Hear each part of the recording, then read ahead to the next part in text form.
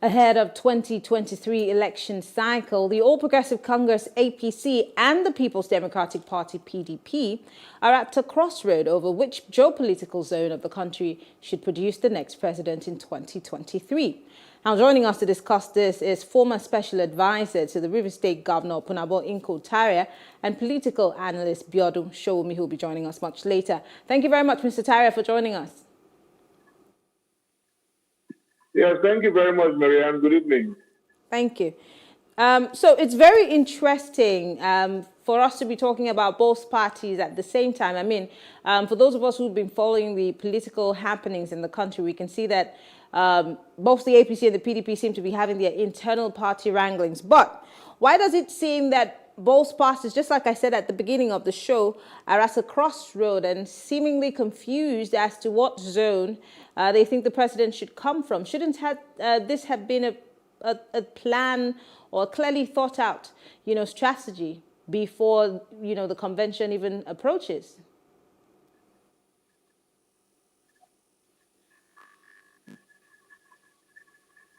Well, not necessarily, because the party is populated by people from different political zones and people with different political interests.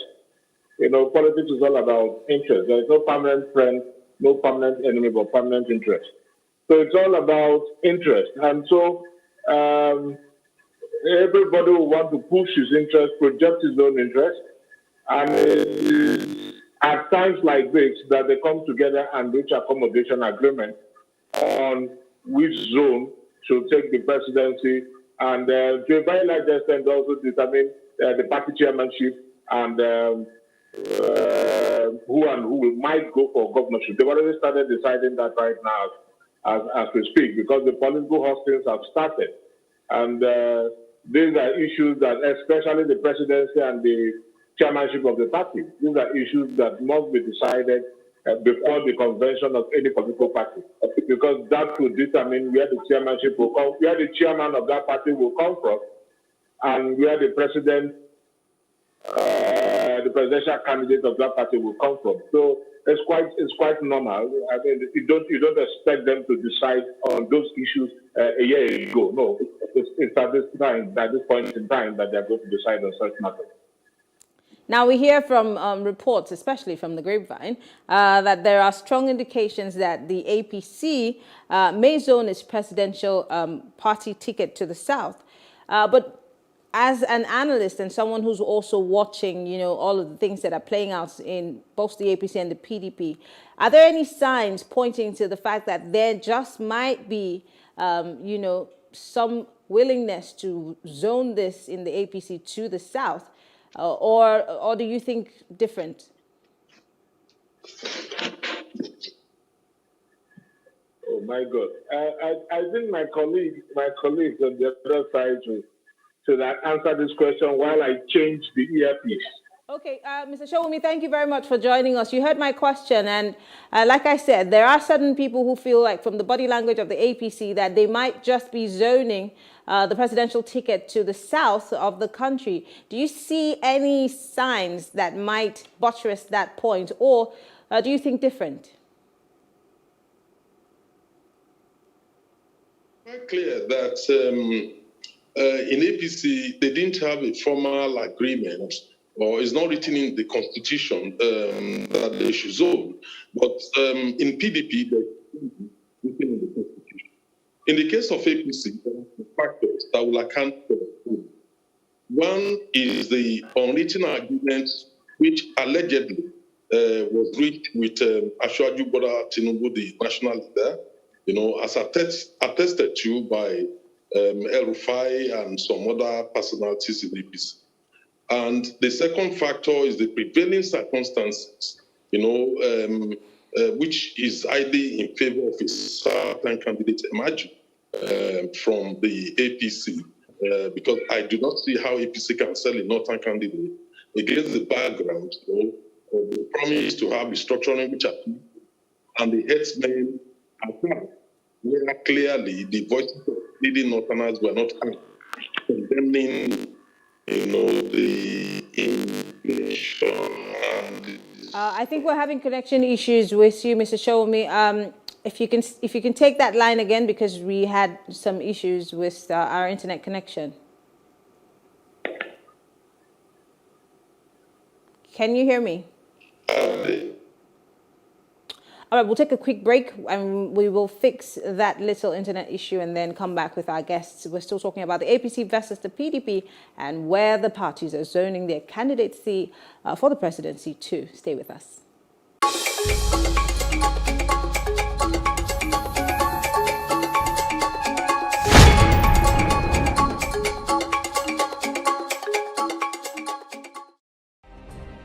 Nigeria's Niger Delta region, from where the black gold fuels Africa's largest economy, where the lines between wealth and poverty has never been thinner. Conflicts, poverty, insecurity, and environmental challenges daily confront the region. How can the Niger Delta story be changed for the better? Join Mamude Akuga at 9 p.m. every Friday evening on PlusTvAfrica as he probes deep in search of solutions. Inside the Niger Delta with Mamude Akuga, the authentic voice of Nigeria's oil-rich region. Hello and welcome. It's Nimasa This Week, the voice of maritime.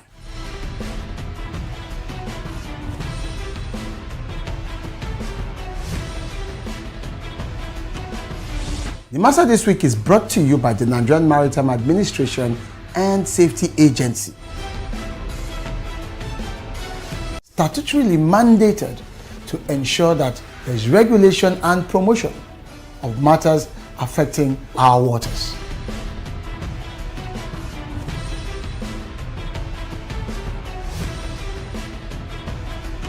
NIMASA bears responsibility for search and rescue, shipping development, and ship registration.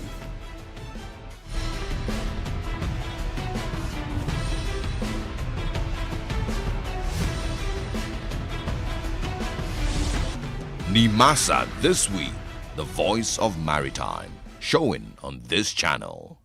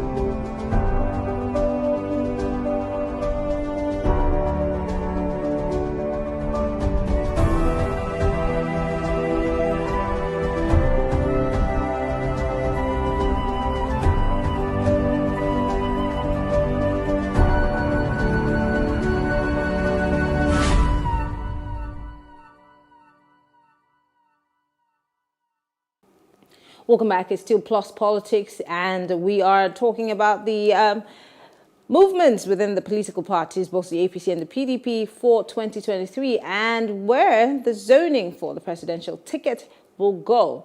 And we're still being joined by Biodun Shomi, a political analyst, and Opunabo Inko Tara, former special advisor to Governor Wike. Now, before we went on that short break because of connection issues, Mr. Shomi, you were trying to tell us why you think the APC might be zoning their ticket to the south. Yeah, is that for me? Yes. Yes. It's quite clear that when you look at all the indicators, one is the internal agreement attested to by leading party chieftains, including the governor of Kaduna State, that they had with Ashwaji Bola Tinubu, that they would consider him for the next election. The second factor, is the issue of the prevailing tension in the country between the North and South, and the fact that many Northern leaders were either in support of co-Northerners, the Fulani herdsmen, or were silent. They were not audible enough in terms of condemning the invasion and the destruction of lives and properties, of people across the country, even though it's happening in the North too. So those two factors will combine to ensure that APC would likely, in a bid to hold on to power, field a certain candidate. The party did not have any zoning agreement written in its constitution, but it has always been very sensitive to tensions, particularly ethnic tensions within the country. And I think that is likely going to be the case. But they're waiting for PDP to actually announce its own zoning arrangement. If PDP is speaking from the north, they certainly will pick a candidate from the south, hoping that Buhari's appeal would, for the Almajis would swing it in their favor. Let me come back to you, Opunabo. The PDP is obviously also on this table of inter-party drama, like we said earlier on, and the leadership, tussle. Although they seem to have a provision for zoning in their party agreement as opposed to the APC, where do you think they will be eyeing? Do you support Mr. Showumi saying that it might just be the South again? And who could be the people that the PDP would be, or rather the people who could be the hopefuls for that presidential ticket, if you have any idea? Well, when you talk of zoning is ideated to ensure fairness, equity, and to ensure that all the three political zones at least could have access to presidency. Because, politics is all about numerical strength. And if you go based on numerical strength, then the North will forever produce the president, unless the South and the East will come together. The West, will come together. And the North can also collaborate with any other zone. All they need is just a fraction of this other zone. I'm so sorry. We're having some form of interference. I guess that this is another internet connection issue. But let's try again. I'm sorry, we lost Inkotara. Let's go back to Mr. Showmi. There's a gentleman agreement that we hear had happened in the APC in 2019, where, according to reports, Mr. President had said that he would hand over to the South come 2023. And there have been arguments as to whether this would happen after Mr. President's tenure, being that we do not know if there's been a precedence of sorts where a gentleman's agreement was being kept to by our politicians, whether it be APC or the PDP. But in reality, do you see this gentleman's agreement happening? Don't forget, you and I have had a conversation about Asiwaju Bola Tinubu being given the mandate to run for the South. Can you hear me? Yes. It kept saying my call. All right. Can you hear me, Mr. Showmi? Okay, I can hear you now. Great. So I'm asking, has a gentleman's agreement happened before? And can you hear me, Mr. Showmi? Yes, I can hear you loud and clear. All right. Opunabo, the question is not for you, it's for Mr. Tyra, so it's for Mr. Showmi, so please let him answer.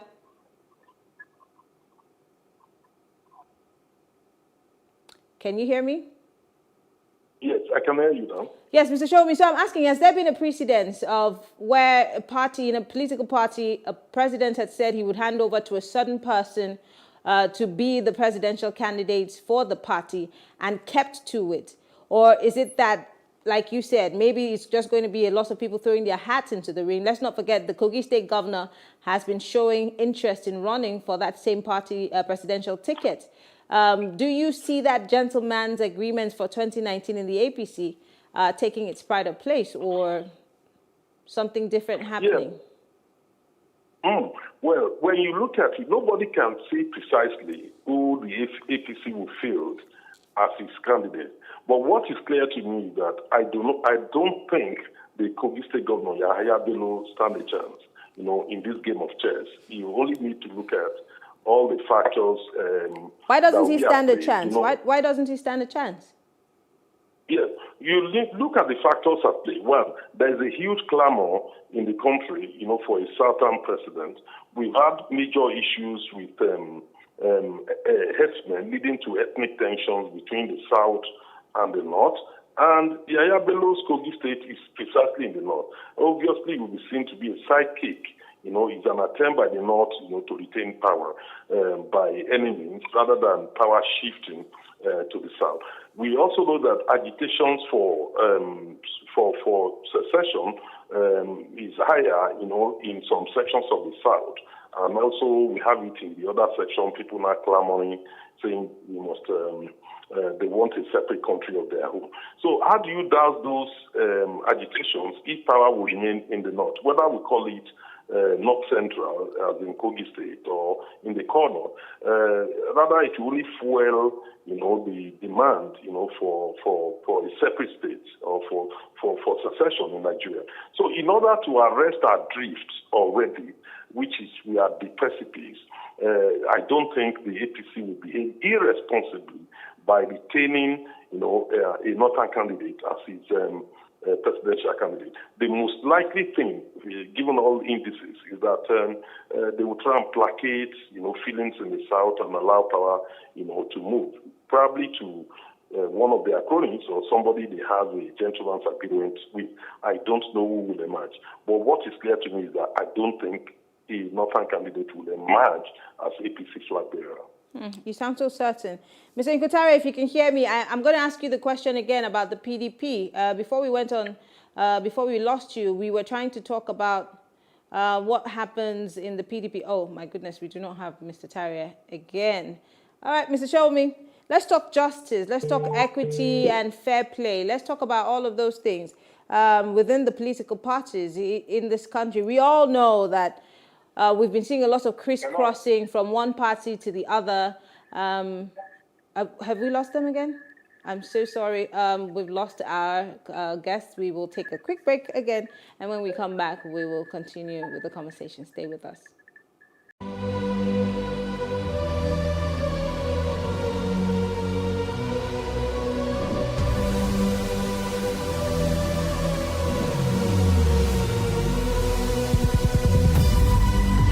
What we do not understand, we will stigmatize. What you can see is the remaining of the tanker that exploded. The suspect equally confessed.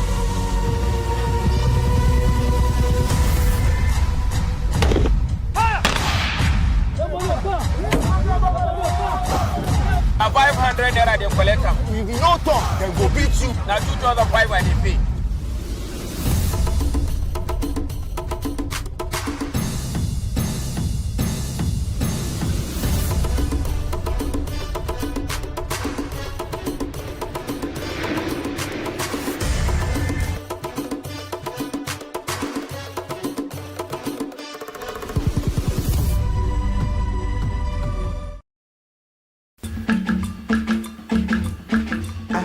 Desire to study law, none whatsoever. I was more inclined to fine arts. My only ambition, I would say, was to become the chief prosecutor. For me, politicians are a bit too playful. That's what I believe. And since '99, we've seen.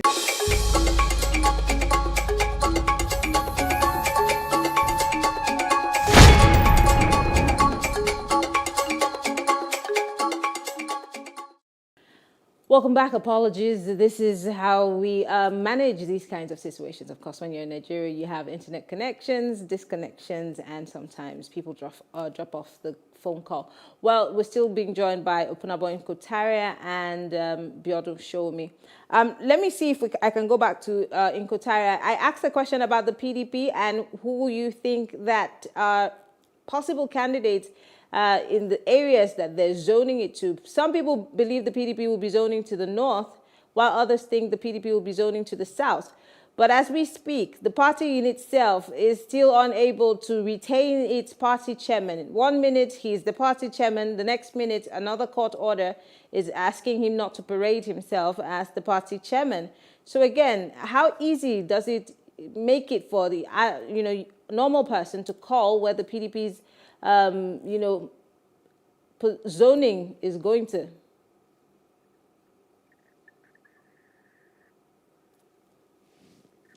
Mr. Tyra, can you hear me? Yes, Marianne, I can hear you plenty. I can hardly hear you. Hardly. But did you hear my question? I was asking where you think the PDP is zoning to. You're asking why the PDP... Where you think the PDP is zoning to. So where do I think the PDP will zone to? Yeah. Okay. It will be a political expedient for the PDP to zone, not just the PDP and the APC to zone the presidency to the south, because the sitting president is from the north, and it's usually between the north and south. Now, when you talk of the south, the Yorubas are included, and then because when you talk of the east, it's a different zone altogether. You have the southwest. That's why it is referred to as the southwest. So if you talk of the south, Yorubas are also included. Then if you talk of the south-south, but it will be wide politically for the party or any serious party to zone the presidency to the south.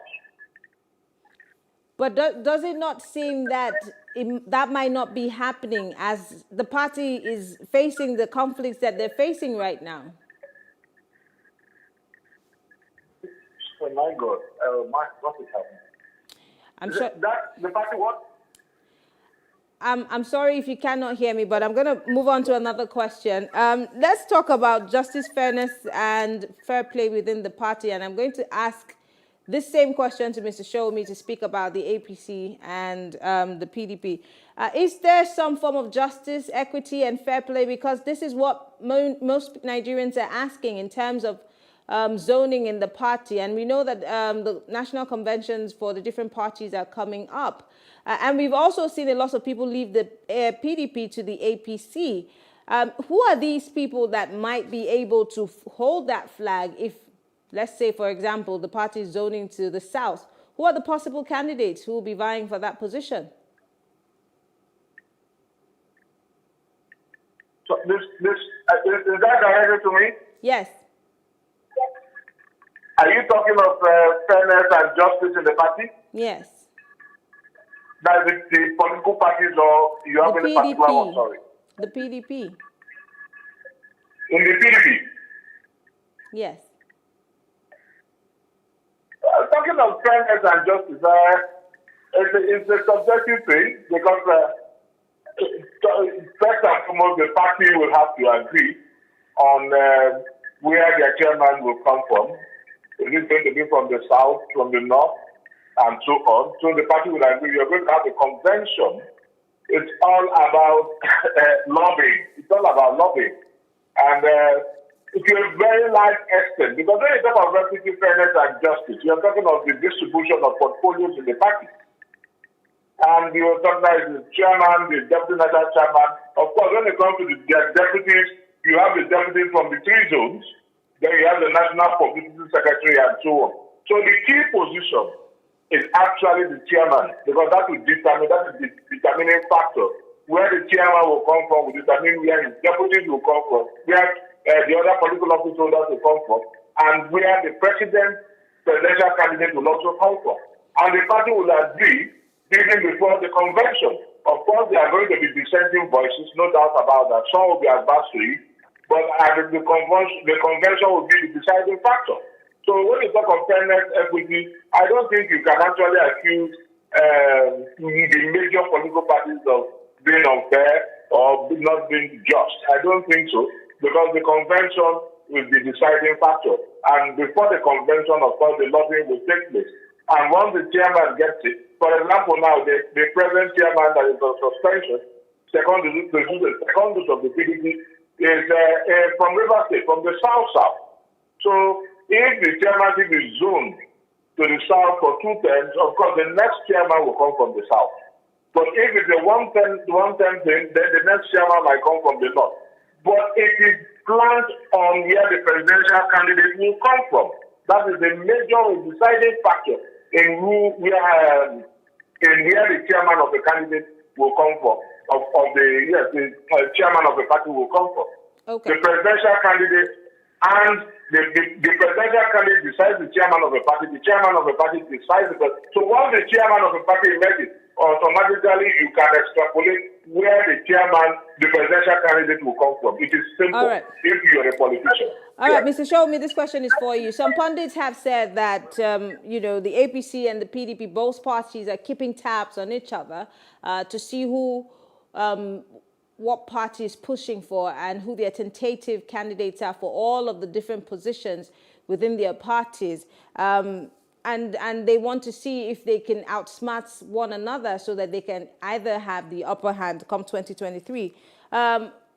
What are your thoughts about this? Is it really what is happening? Yeah, you see, I guess the question is still about the fairness and justice. Is that correct? Yes. Okay. Now, I don't share my colleague's viewpoint on this issue. Yes, he's right to say that wherever the chairman comes from will inform some other positions. But that will not be a factor, because what you see is that in PDP, they actually think about where the president is coming from first before deciding where the chairman will come from. And then they go to the convention and then make that, a reality. In the case of PDP, it's totally different from APC. PDP has a zoning arrangement, written in their constitution. If you go backwards, you realize that Obasanjo from the south was president, then followed by Yar'Adua from the north, then followed by Jonathan from the south. And that was why Atiku emerged as a flag bearer at the last election on the platform of PDP. So I can see the same situation. I can see the tussle between Tambuwal and Atiku, at the next election, to represent the PDP. So it's most likely, or more likely than not, that a Northerner would take the ticket of the PDP. Now, the issue is this. How do they intend, to gain the trust of the people in the South? That is a different thing completely.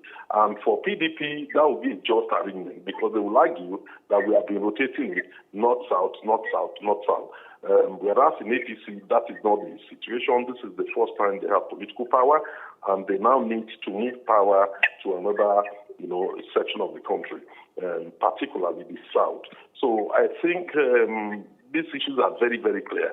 The issue of justice and equity, there's no place for that in politics. It's political calculations about who will win the elections.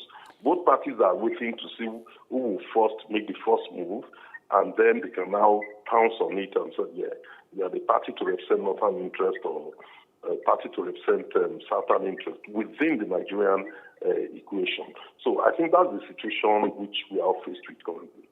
All right, unfortunately, we have to wrap up the conversation. No thanks to the bad connection. Biodo Shomi is a political analyst. Opunabo Imko Tara is a former special advisor to the government of River State. Thank you very much, gentlemen, for being part of the conversation. All right, well, thank you all for staying with us. We'll take a short break, and when we return, we're talking about the 6 Anambra state lawmakers who defected from the APC, or to the APC from APGA.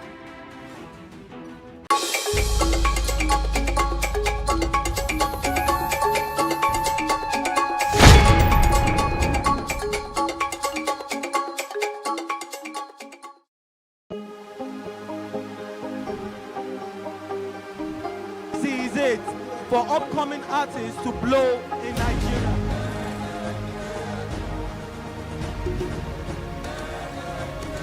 Welcome to Plus Trending. I am Booking November, your host, saying thank you for joining us on today's episode. Welcome back. It's tea time on PlusTvAfrica. Practice makes perfect. I'm not perfect yet, but I'm a lot better than I used to be. He's a king. He's entitled to marry 100 if he wants to.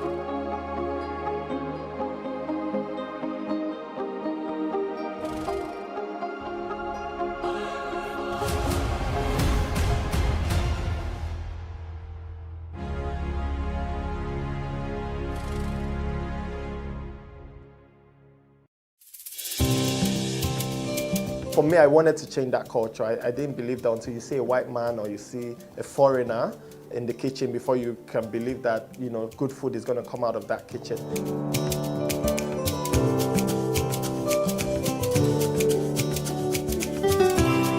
You can leverage on each other's spaces and, you know, sell.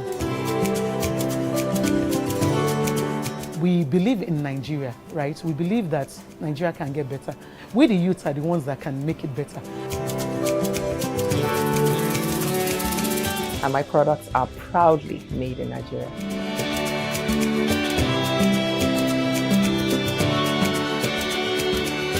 Made in Nigeria, showing every Tuesday at 10:30 p.m. and repeats on Saturday at 8:30 a.m. Praise God, from whom all blessings flow. Welcome to your favorite program, The Moment of Truth, brought to you by the Citadel Global Community Church. Our God is a God of salvation, far above all principality and power and might and dominion, that regardless of what happens in this season, you will escape. Say to your neighbor, there is no peace for the wicked. The lazy man does not roast what he took in hunting, but diligence is a man's precious possession. Finally, my brethren, be strong in the Lord and in the power of his might. Moment of Truth with Pastor Tunde Bakare, Sundays, 7 p.m. on Plus TV Africa. Nigeria, by extension, Africa, is faced with a lot of challenges. The growing youth population with little engagement, that is a ticking time bomb. We are a blessed people with diverse culture and highly cerebral minds who have a lot to say.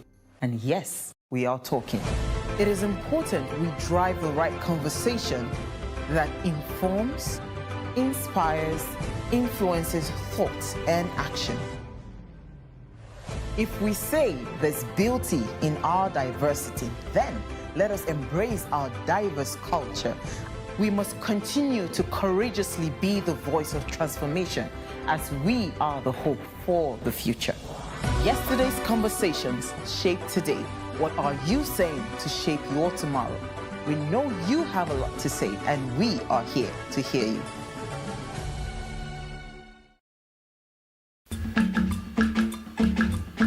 I had no desire to study law, none whatsoever. I was more inclined to fine arts. My only ambition, I would say, was to become the chief prosecutor. For me, politicians are a bit too playful. That's what I believe. And since '99, we've seen how much investment in social events, in launching some streets that you just started, and the whole day will be spent on this occasion. Rich people are generally law-abiding. We are not law-abiding. So another problem of administration is that people don't follow the rules. Timeless Conversations, airing every Sunday at 8:30 p.m.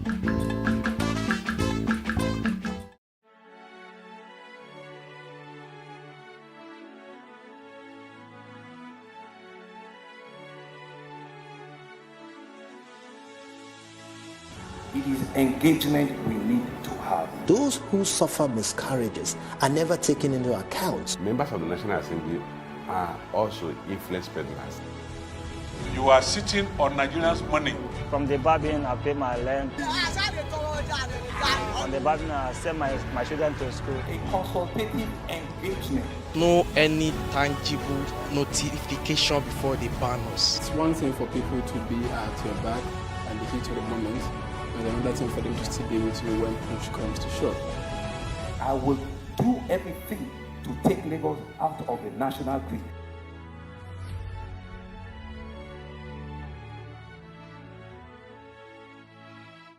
Are you ready to party right from the comfort of your TV screen? The Rundown's here to save the day. From freshly baked videos to the classics to the youngins and dope conversations, all in one chart. We got you covered. Just tune in to The Rundown every Friday, 10:30 p.m. West African time. The Rundown. Let's turn it up.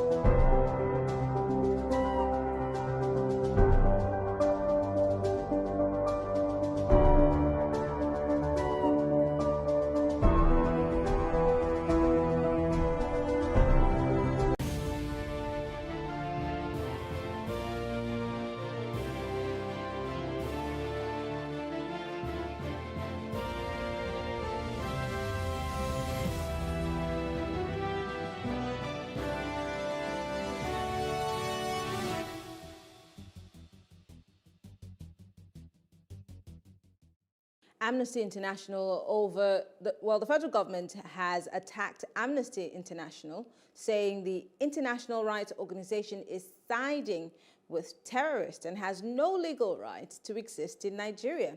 Well, joining us to discuss this is legal practitioner Inibere Ifyong, and he's also a human rights lawyer. Thank you for joining us. Thank you. Good evening. It's interesting that Amnesty, again, is back in the news. The last time I had to talk about Amnesty versus the government was when we saw an anti-Amnesty International protest asking them to leave Nigeria because they were biased towards the federal government. And here we are again, this time the presidency being a bit direct with Amnesty International and saying that they have to leave the shores of Nigeria as they are being biased and that they should be investigated. As someone who is, an advocate for human rights and someone who's followed Amnesty International's movements and speeches and all of their reports when it concerns Nigeria, do you think that maybe the people that are in Amnesty International Nigeria have become very politicized and biased towards the country, especially the Buhari administration? This is one of the most reckless and frivolous allegations that has been made by this regime. I don't understand what they are talking about. It doesn't appeal to me. It doesn't make sense to me. The Amnesty International that I know, that Nigerians know, that the international community knows, has been deliberately non-partisan. Amnesty International is credible. They always make reports or public statements after thorough investigation. So that is not a group or an organization that is going to be discredited by a regime that itself does not have any credibility. What they are saying is, very, very laughable. I mean, it's extremely laughable for anybody to suggest that Amnesty International has some link with terrorists or is sympathetic to terrorists and so on. That is the very baseless allegation. What Amnesty International does is to document cases of human rights abuses. And they have come out to say that cases of forced disappearance has to stop. These are not new things. there have been documented cases of forced disappearance where people are picked up at random in the name, of security intervention in the southeast or in the north or other part of the country. These are things that Amnesty International has come out to say has to stop. Look at the case of Gloria, the lady who was picked up for allegedly being, for dating or having a relationship with a member of IPOB or Eastern Security Network or whatever, group they claim the boyfriend is associated with. Nobody would have heard about her if not that somebody came on social media to talk about it. She had just disappeared. And you can imagine other Nigerians who are languishing, who are being held in solitary confinement by the SSS, the State Security Service, by military authorities or the police. People that are being killed and in the Southeast without accountability. People that have been arrested without any documentation. This is what Amnesty International is talking about. We recall when the confrontation between Buratai and the Islamic movement of Nigeria happened in Kaduna in Zaria. The government denied. They claimed nothing of thought had happened. But later, the Kaduna state government now constituted a judicial commission of inquiry, which found that over 300, in fact, close to 400, by their own records, these are the ones they found, that close to 400 members of that group were murdered and buried in shadow graves. Nobody would have heard about it. Allegedly. This was the government confirming this thing. So when the government is coming out to say that Amnesty International has no legal basis to exist in Nigeria or should be investigated, I think they are just being very whimsical, and Nigerians should totally disregard it. But Amnesty International, like I said at the beginning, have put out so many reports about police brutality, high-handedness in the army, and most recently, of course, forced disappearance. And looking at all of those reports by Amnesty International, I'm still probing to understand, has the government reacted positively or done something to, counter the reports that Amnesty has put out over the years? I remember vividly, especially about the police report that was, abruptly refuted by the Nigeria Police Force. But all of these reports, have we seen the governments, whether past or present, act in a way that it seemed that they were trying to change the contents of that report so that one way or the other we would look good, in the face of the international community, or are we continuously having these rebuffs from the presidency? Not at all. The government has not been responsible. The government has not been responsive in cases of human rights violations. These things are going on. Nigerians are seeing it. For me, it's marks of pretense for the government to come out and try to deride Amnesty International for merely restating what is known to the public, for what matters of public knowledge. Amnesty International has documented this in over years, predating the current regime, even beyond the Buhari regime. Amnesty International has always come out to expose human rights violations. Even when the APC was in the opposition, when their rights were violated, the same group also spoke out. Go and look at the history of this organization. So for the government to say that they are partisan is just very funny to me. There is nothing partisan in the activities of Amnesty International, and they have legal basis to exist in the country, and they will continue to exist. Amnesty International is not going to stop to exist because we have a regime that is opposed to human rights. We have a regime that is not comfortable with compliance with the rule of law. We have a regime that has no respect for human life. If anyone is going to be investigated for being sympathetic to terrorists, I think it's the Buhari regime that has failed to restore sanity in the country, that has failed to bring terrorists to justice, that claims to be giving amnesty to terrorists that are killing people, that are maiming people, that are burning and destroying people's properties. That is a regime that should be investigated. A regime who had a serving minister that was indicted for being a terrorist sympathizer, for endorsing the activities of the Taliban, of Al-Qaeda, and so on. A regime that had a minister that, despite that garbage, was defended by the president. That is a regime that should be investigated for being a terrorist sympathizer, and not a group that is merely speaking out because the rights of Nigerians are being violated. From all that you've said since we started this conversation, it seems more like the government maybe is not very welcoming to criticism or when people are pointing out their mistakes. Why do you think that this administration is so edgy about criticisms? Because the hands of the regime are soiled with the blood of Nigerians. A regime that has killed so many people by soldiers. Look at what is going on in the Southeast. People are being murdered extrajudicially. There is no form of accountability. People are being arrested. Look at the killing in Sunday also have till today. Nothing has been done about those who were killed.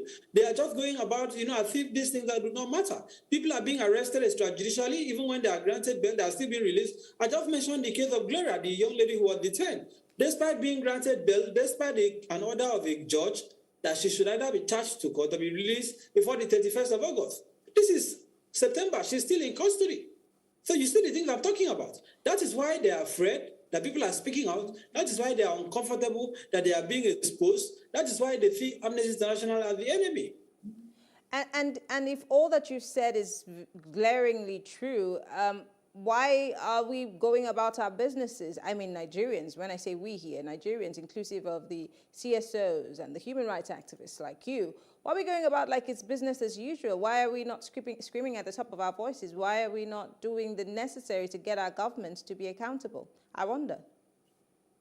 I agree with you that a lot has to be done. I don't believe we have done enough. Both the civil society, the media, and Nigerians, we have not done enough. But you must also realize the climate under which we are operating currently. We have a regime that will not waste a second. You keep saying a regime. We're in a democracy. We're not in a military, era. So when you keep saying regime, I feel like we're in a different country. What exactly do you mean? I haven't seen the evidence of the democracy.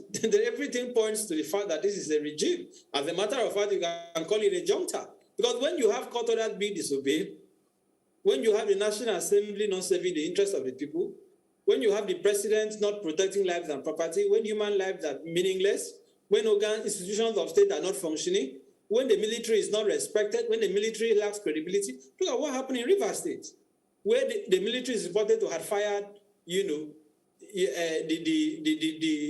Navy to have attacked people in a civilian boat. And they came out to deny it. Go and look at the comments on their page. Most Nigerians are attacking them. Nigerians don't even have confidence in the armed forces anymore. That is not a democracy. Democracy must be rooted in the confidence of the people in the institutions of government. Currently, you cannot tell me that most Nigerians have confidence in Buhari or most Nigerians have confidence in his ministers. This impunity has pervaded all over the country. So when we say it is a regime, it is actually a regime because if we have a democratic system of government, we have a president that believes in the rule of law, that subscribes to the constitution, you will not be having these infractions. You will not be having the government coming out to attack a group like Amnesty International. This can only happen under a junta. This can only happen under a regime. I don't want to use the word democracy because I do not believe that there's any shred of it under the current system that we are witnessing, all of us are seeing.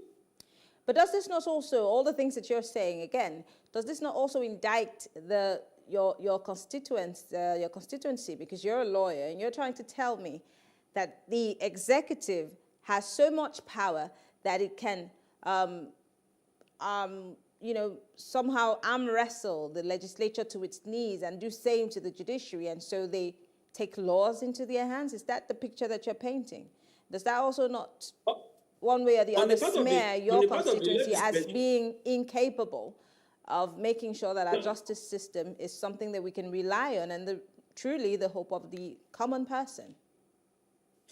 On the part of the legislature, the National Assembly in particular, we cannot blame Nigerians because most of them are not representing our interests. They have made that very clear. See how they doctored the Electoral Act Amendment Bill.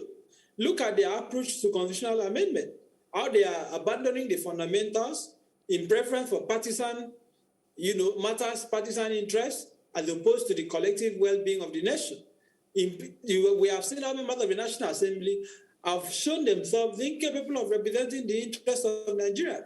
We have seen how the Senate President Amendawan has publicly pledged allegiance to Buhari instead of to Nigerians that is supposed to be representing. We have seen how the Speaker Femi is doing exactly the same thing. So these are people who are serving their interest. But on the part of the judiciary, I do agree with you that the judiciary has to also take a large blame in the rots, in the decay, in the bastardization of our democratic process, of our institutions of government. Because if the judiciary had stood up or is standing up to the impunity that is being carried out by the executive, by the Buhari regime, some of these things will not be happening.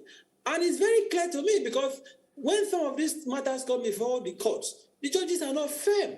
The judges refuse to stand up to the executive. The judges refuse to insist that their orders should be obeyed. Rather, we see judges, some judges, not all judges, some judges, being a bit too careful in the manner that they go about cases that involve the Buhari regime, which is very unfortunate.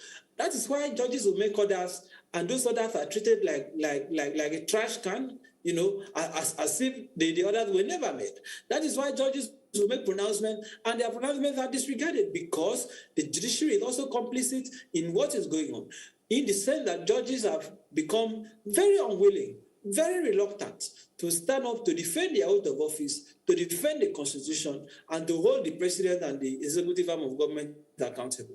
So how do we intend to bring that change about in this country? Seemingly every arm of government seems to be at the beck and call of the executive, and it looks like even our security agencies also are in a state of limbo. And let's not forget, 2023 is, of course, in view, and most we hear now is about this party or that party, or this person, visiting that person.